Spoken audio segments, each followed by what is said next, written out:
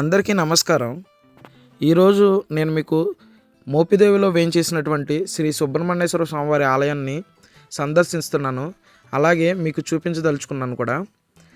మేము మచిలీపట్నం నుంచి మోపిదేవి చేరుకుంటాము. ఈ నేషనల్ హైవే 216 మీదగానే మేము మా ప్రయాణం అంతా సాగుతూ ఉంటుంది.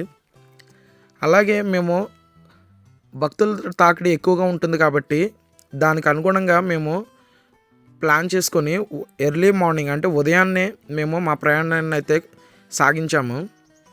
మీరు చూశారు కదా, ఈ తెల్లవారుజామున పొగమంచు అనేది ఎక్కువగా ఉంది రోడ్ల మీద. మీరు ఉదయాన్నే కనుక డ్రైవ్ చేసేటప్పుడు తగిన జాగ్రత్తలు తీసుకుంటారని ఆశిస్తున్నాను. వెళ్ళే మార్గమధ్యంలో శ్రీ అభయాంజనేయ స్వామివారి ఆలయం పెడంలో ఉంది. మేము అక్కడ ఆగి మా వాహనానికి పూజా కార్యక్రమం అయితే చేయించాము. ఇంకా అక్కడ పూజా కార్యక్రమం ముగియగానే మేము మళ్ళీ బైపాస్ రోడ్డు గుండా మేము మోపిదేవి వెళ్ళడానికి తిరిగి ప్రయాణం అయ్యాము. వెళ్ళే మార్గమధ్యంలో చూస్తున్నారు కదా మీరు కూడా, పొగమంచు అనేది అత్యంత ఎక్కువగా ఉంది. ఇలా డ్రైవ్ చేయడానికి ఈ పొగమంచులో చాలా కష్టంగా ఉంది.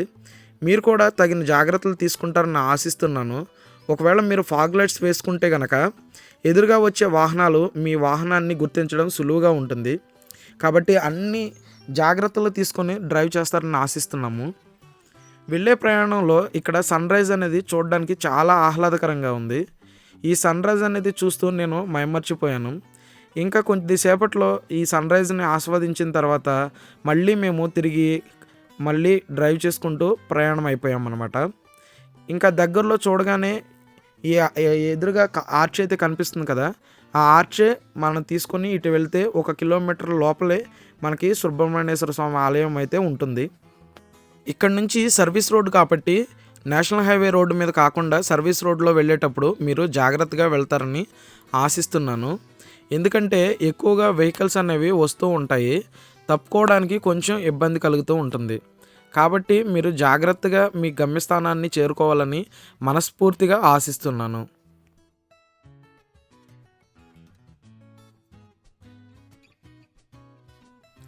ఈ కనిపించేదంతా కూడా నేషనల్ హైవే 216 అనమాట.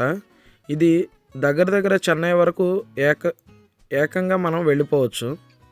ఇంకా మనం ఆలయ ప్రాంగణంలో దగ్గరలోకి వచ్చేసాము. ఆ కనిపించే గోపురమే శ్రీ సుబ్రహ్మణ్యేశ్వర స్వామి ఆలయం అనమాట. మేము ఇంకా దర్శనం పూర్తి చేసేసుకొని వెళ్ళేటప్పుడు మాత్రమే నేను ఈ వీడియో తీస్తున్నాను. ఎందుకంటే ఈ ఆలయ ప్రాంగణంలో వీడియో అనేది తీయడం పూర్తిగా నిషిద్ధం. కాబట్టి నేను మీకు పూర్తిగా ఆలయాన్ని చూపించలేనందుకు ఎంతగానో చింతిస్తున్నాను. దయచేసి క్షమించగలరని ఆశిస్తున్నాను. ఇంకా ఆలయం చూస్తే ఇలా ఉంటుంది. ఇక్కడ అన్ని రకాల పూజలు కార్యక్రమాలు అయితే జరుగుతాయి.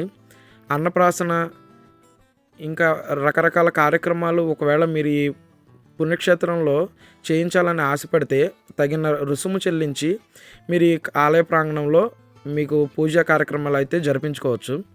ఇంకా ఈ చూస్తున్నారు కదా, ఈ ఆలయ ప్రాంగణం చుట్టూ కూడా షాప్స్ అనేవి అయితే ఉన్నాయి. ఈ షాప్స్ అన్నీ కూడాను రకరకాల ఆట బొమ్మలు, అన్ని రకాల పాలు, పలహారాలు, కొబ్బరికాయలు అన్నీ కూడా ఈ చుట్టుపక్కల పూజా సామాగ్రి మొత్తం కూడా అన్నీ దొరుకుతాయి. మీరు ఒకవేళ ఎటువంటి సామాగ్రి అయినా మర్చిపోయి వచ్చినా కానీ మీరు ఇక్కడ తీసుకోవచ్చు.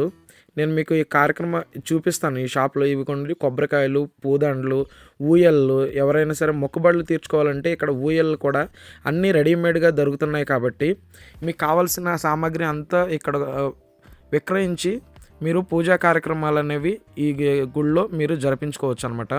మేము వచ్చిందైతే ఎర్లీ మార్నింగే వచ్చేసాము, తెల్లవారుజామునే. కాబట్టి భక్తుల తాకిడైతే కొంచెం తక్కువగానే ఉందని చెప్పుకోవాలి. కాబట్టి ఈ వీడియోని ఇక్కడ వరకు చూసినందుకు నేను మీకు కృతజ్ఞుడై ఉంటాను. Thank you for watching.